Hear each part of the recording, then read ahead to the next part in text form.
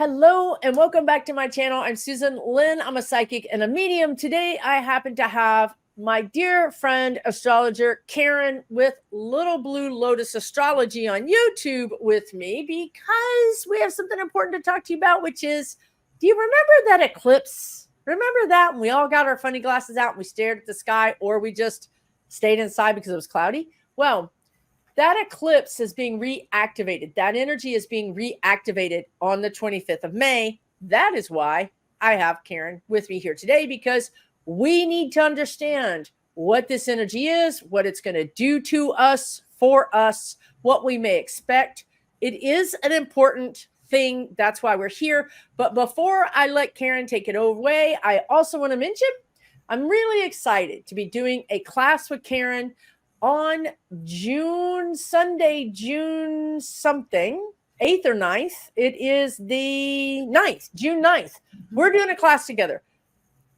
It's super cool. It's about your North Node. Your North Node tells you what you are doing in this life. What is your soul purpose? What is your soul journey?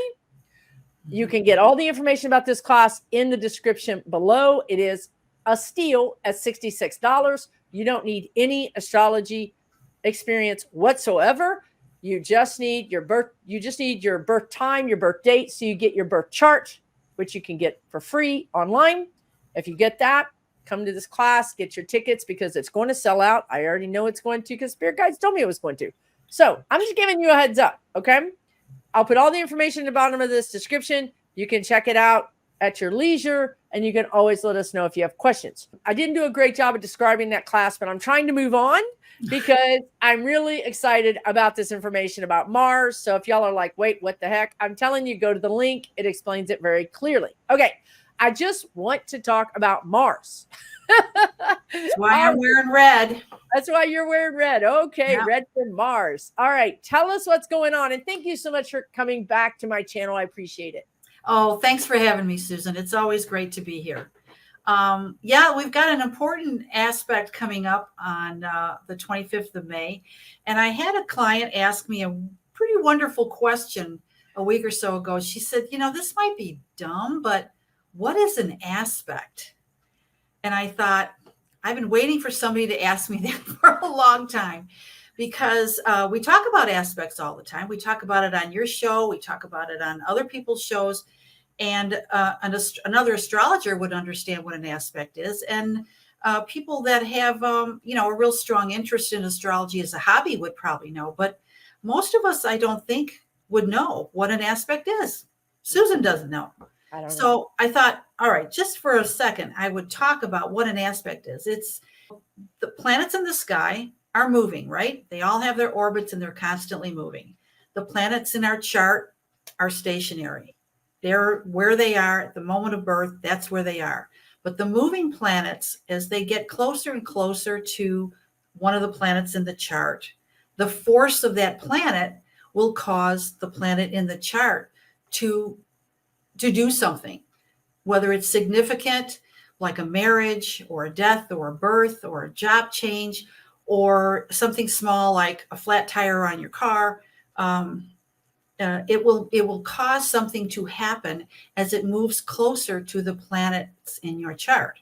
So Mars, the energy of Mars is hot, dry, masculine. The energy of Aries is very fiery, very impulsive, very aggressive. And so we put those two things together, and we have the Mars and Aries in the sky going to be sitting on top of the eclipse point, the Great American Eclipse that we had in April in 19 degrees Aries.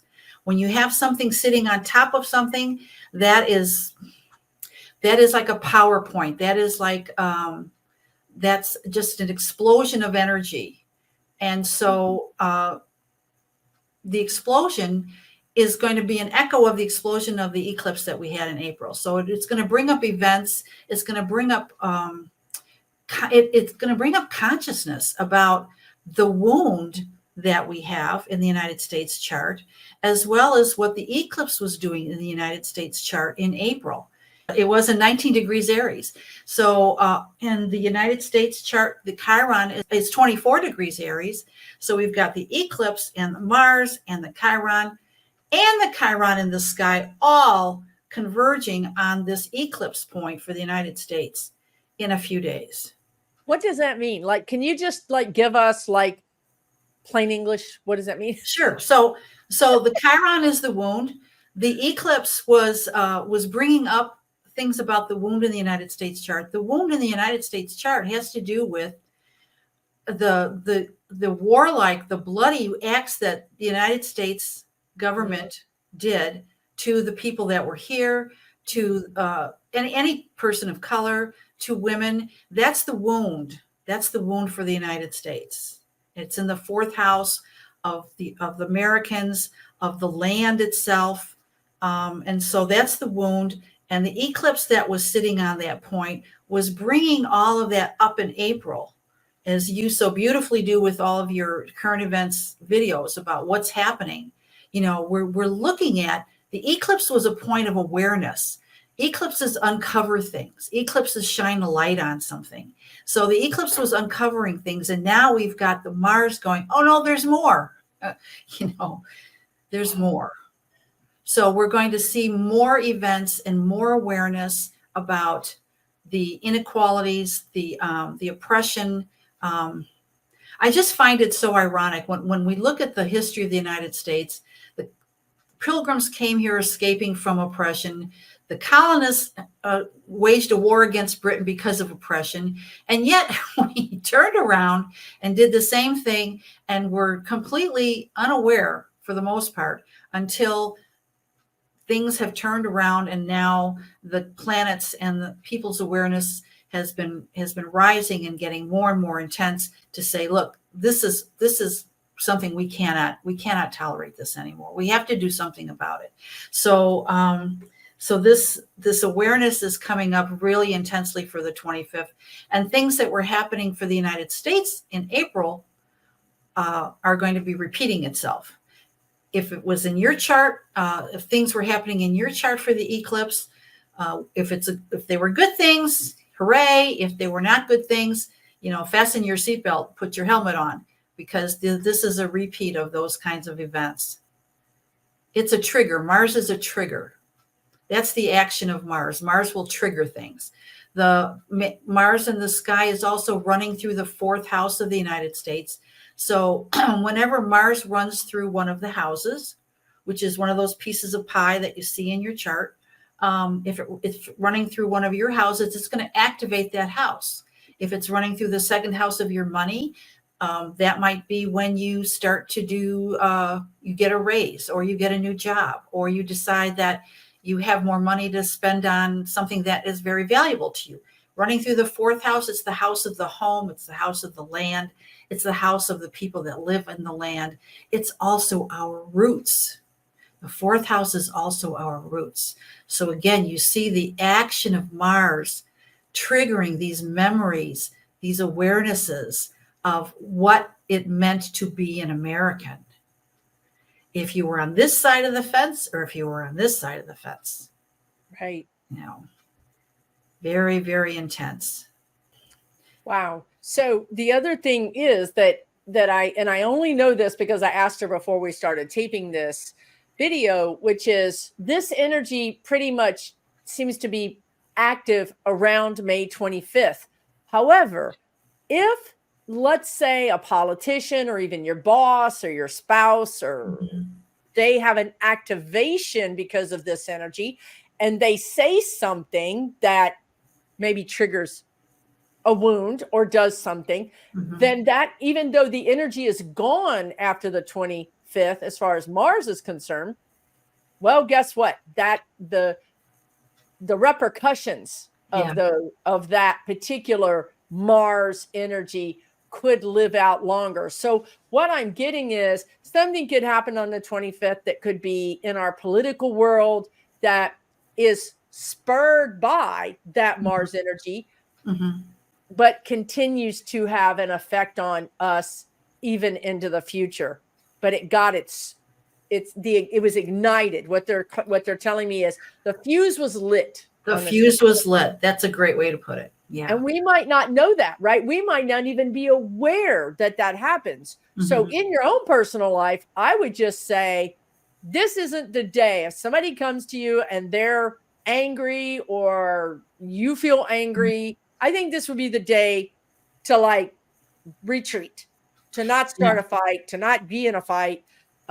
Because I feel like you could light a fuse that day that could lead to problems that you just don't even have any Oh, idea absolutely. about.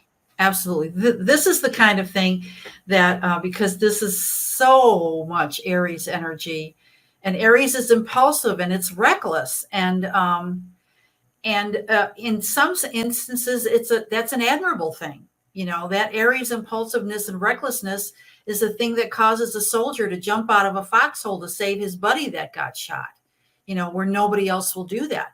But if you're in a relationship or you're at your job, as you mentioned with your boss, I mean, when I was married, and I would see an aspect like this, I would call it my duct tape day. Duct tape the mouth. Don't just be quiet. This is not the day for you to poke the bear. So, because the consequences are far-reaching, very far-reaching. I was wondering whether this might be the day that, or the day before, 2 days before, this might be the day that you've been talking about, Susan, about Trump doing something in the courtroom that really, really gets him slammed very severely. Yeah, the 25th is a Saturday, and it's Memorial Day weekend. But what this could be is that he really crosses that gag order rule. The court is not over. They both sides have rested, but we get to have the final wrap up. Each side gets to have their final wrap up. So this is not over, and it's going to start Tuesday morning. But the 25th might be the day that he goes out there and crosses the line, right? And then that has repercussions that maybe even legal eagles don't see. Because this is what I get, what the image I get from what you're talking about, the energy that I get is this fuse that might be 100 yards long. Like you lit it because you were mad, and then you forgot about it, and that thing is burning slow, and then a week later, a month later, it comes back and blows up. Yeah. And you're like, what happened? Right. So I Right. feel like he could really lose his temper or just cross some lines, potentially with other people, not even the judge. He could be crossing lines with other. I feel like there's somebody else. Maybe it's even Fox News. I don't know. He throws people under the bus is what I'm getting. But so could it be a juror? Could it be one of the jurors? Oh, it could be for sure a juror. I've got that energy. It's all over the place. But I'm wondering because this is the wound, the Chiron. I'm wondering if he doesn't throw a group of people under the bus. I'm wondering if he doesn't say something racist. Okay. Well, I did look at his chart to see what was going on for him. The eclipse point was not favorable for him at all. And so the Mars activating the eclipse point, we can just go over quickly what was going on with him in April. The eclipse point was right on the edge of his 8th house and 9th house. And the 8th house is finances and investments. And the 9th house is legal matters. So it's highlighting that stuff in April. And again, the Mars is going to trigger that.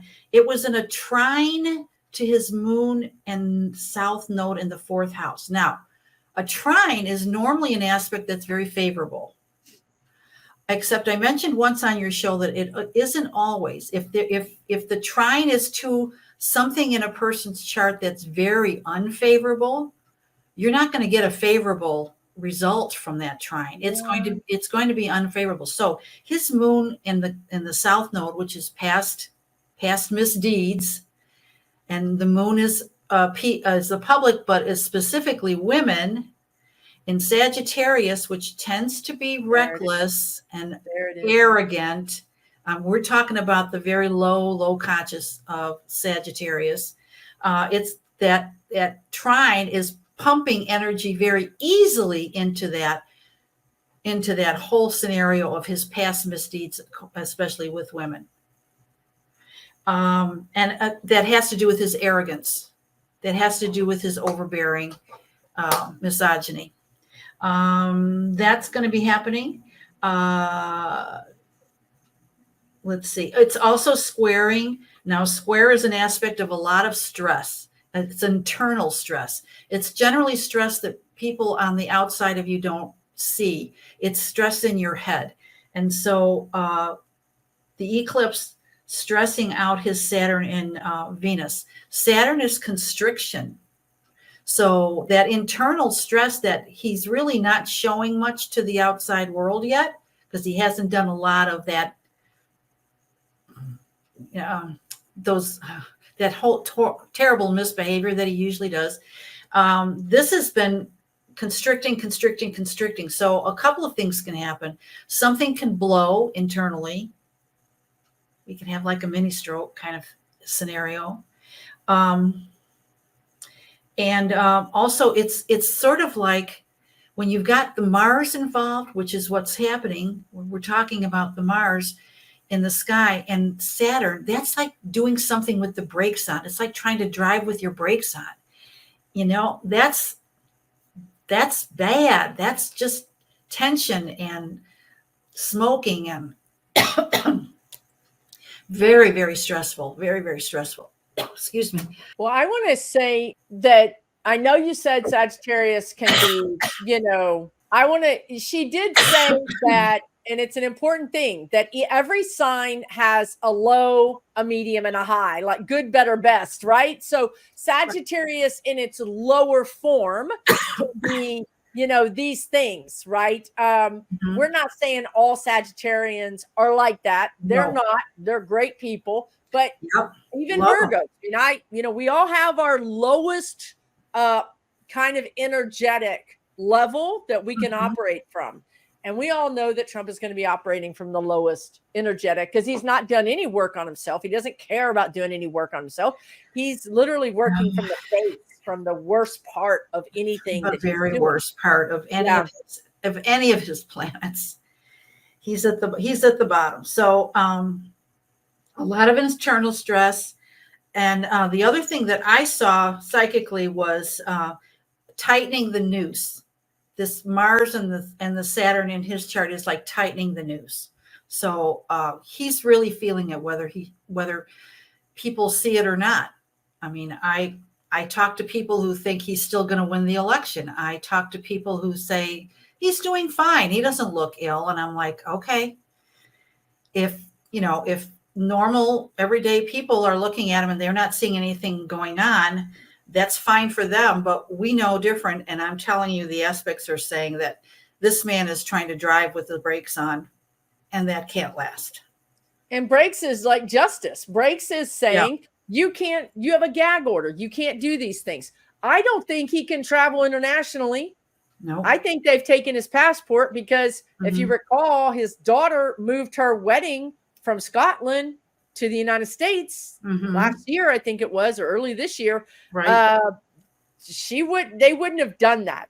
You know what I mean? So, and he hasn't traveled. So I think he is getting constricted. I think he is starting to find out it's over. He's going to be convicted. It is over.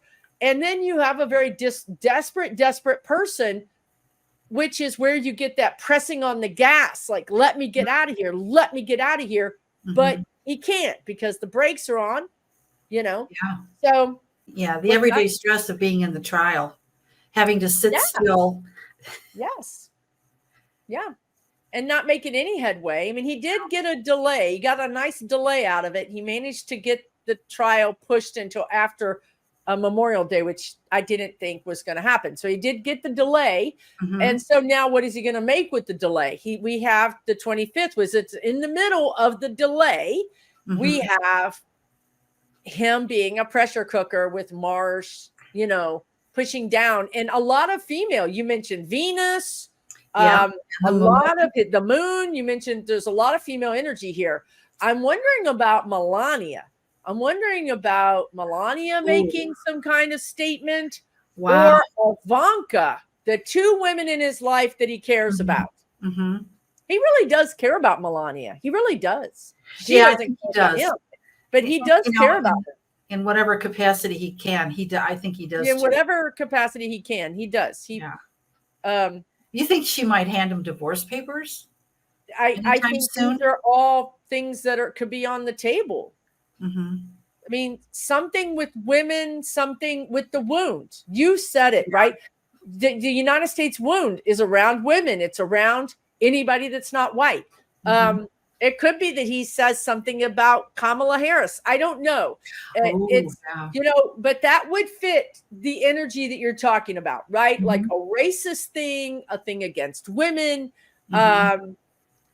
It could. Oh yeah, he could go for the whole trifecta in one or two comments. He could go for the whole trifecta.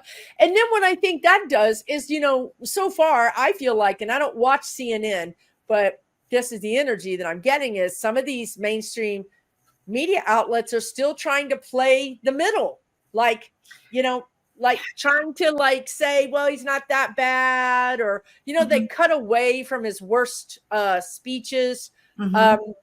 So whatever he does on the 25th, it's like people are saying that's it. Like what the guides are saying. So apparently for 16 hours, he had a post that said something about America being the Third Reich. Oh, right. Wow. He said America needs the Reich or the Third Reich. And it was up there for 16 hours. It was on the front cover of the New York Times. It was on the front cover of a lot of different publications. Okay. So he's ratcheting up the energy because of what you said. He can't handle this restraint, and he's going to just blow through it.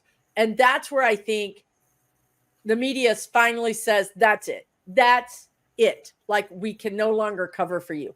So I think that could really look, his aspects, his chart is terrible anyway. And then you add the 25th, and it just gets worse, right? It just gets worse.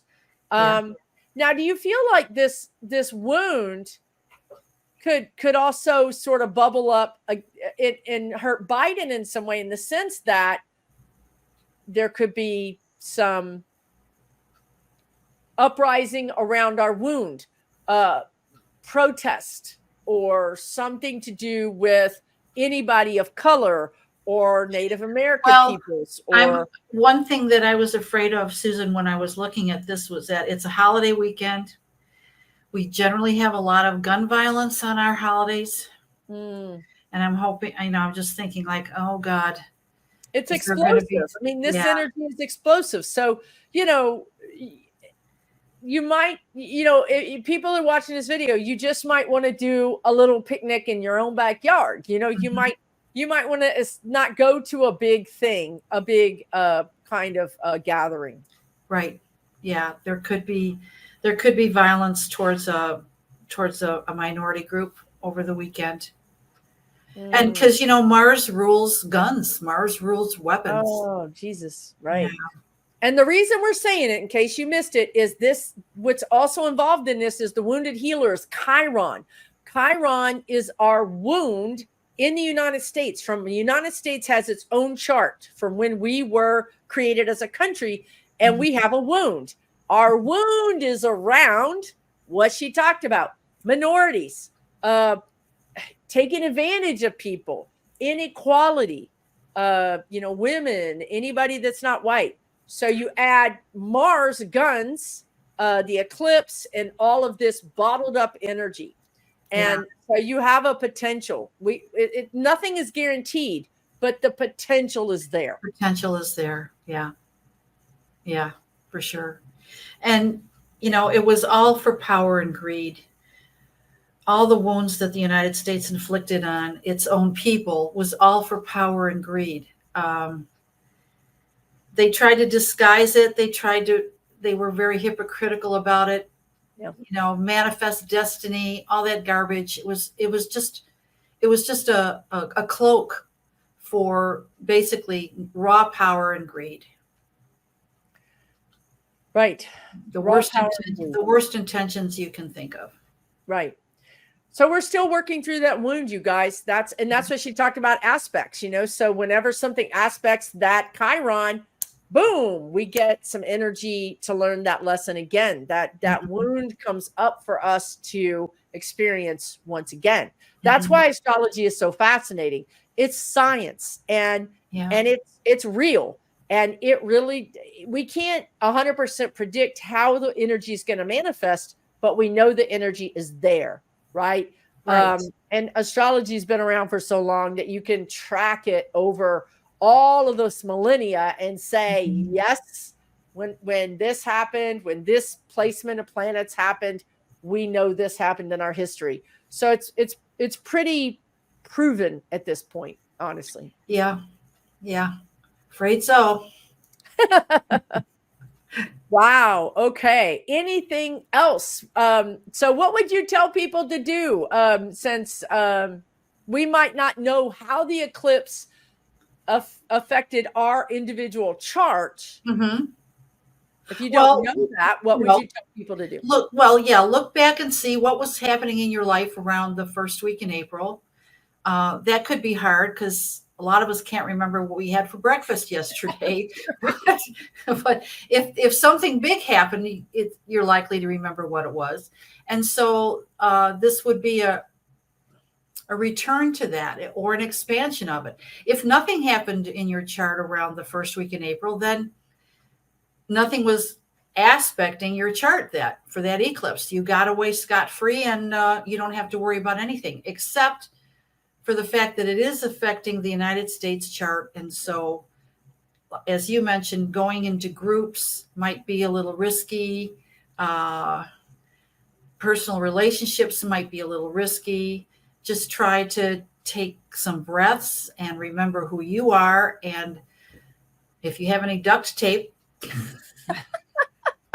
or energetic duct tape, it's just one day, you guys. It's Saturday. It's one day. Just wait, put a reminder in your phone. Today, Susan and Karin said energy is whacked out.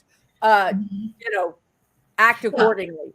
Maybe I don't want to repair the back porch that day. Maybe I don't want to be handling power tools. I knew you were going to say it. And this is true too, right? Like if you or your hubby are going to shoot guns that day, target practice. Target practice. It's not the right day to do it, right? Because that just feels like that energy might get it. To me, it feels out of control. It feels like something is in a bottle and it gets out of control, like the genie's out of the bottle. Real fast. Yeah. So these are just very specific ways you can think about this energy, and you can use this energy. I'm going to just mention this class briefly. I'm just going to say that I'm super excited about it because let me see if I can explain it. And I have Karin here to help me out if I have it wrong. But your North Node really can help you understand what your soul's journey is. Why are you here? It's sort of like the North Star, kind of, in a way, right? It's your compass. Yes. So how would you know what your North Node is? And how would you know what your soul's journey is? Well, it's pretty simple. You can get, with your birth date and your exact birth time, you need those things. You can get a free natal chart online. I'll leave the link below. And then when you have this chart, which you're not going to understand likely, like me, you're going to come to our class for $66 on June 9th on Sunday. And for 3 hours, what Karin is going to do, she's going to go through all the signs. And she's going to say, if you're a Sag, here is, and your North Node is in Sag, here's what I can tell you about your journey. And I'm telling you, I looked mine up after we decided to do this class, and I'm thinking I could have had a V8. Like somebody could have told me this. You know what I mean? Like it's exactly what I'm doing right now. And so what's really nice about this class is that she's going to go through all the signs. So you can be there, you can take some notes, but you're going to get a recording. The North Node in the zodiacal sign and the house. Okay, the zodiacal sign and the house. So you'll have, if they wanted, if they wanted to have their husband's chart or their kid's chart. Well, they'll have that information because you're going to go through all of those permutations. So that's what I'm trying to say, right? So it is personal because you're going to have this video. And And if you find it useful, you're going to be able to say, okay, let me get my husband's information and I'm going to figure this out. Or let me find out my daughter. You can go back through the video and find that particular placement. Right. Match it up with that, because we're going to teach you how to find it on the chart. And then you're going to have that information. Right. And I will give you some examples from my extensive practice of astrology, cautionary tales, so to speak, with people that had, you know, North Node in Capricorn or North Node in Libra. You know, this is what this poor soul was trying to do with that. And does that help illuminate it for you? Oh, yeah, that sounds exactly what I've been struggling with. Exactly. So that's the difference, right? You can go to Wikipedia and say, my North Node is in Sagittarius, and it's going to say something very generic. Instead, you're going to have Karin here, who has vast experience and just has this way of putting astrology and makes sense in a way that makes sense, right? In a very down to earth, understandable, usable information that you can go, oh my God, now I get it. I really feel like people are going to have their lights are going to go on. Yeah. We are going to do Q&A. So if people want to ask some questions, we can ask questions.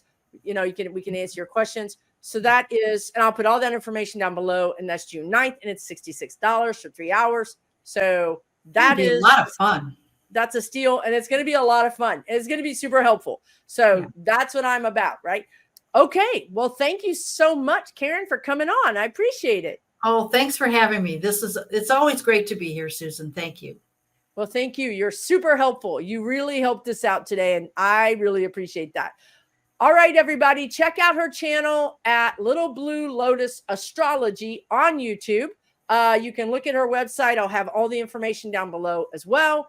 Take really good care of yourselves, and we'll see you soon.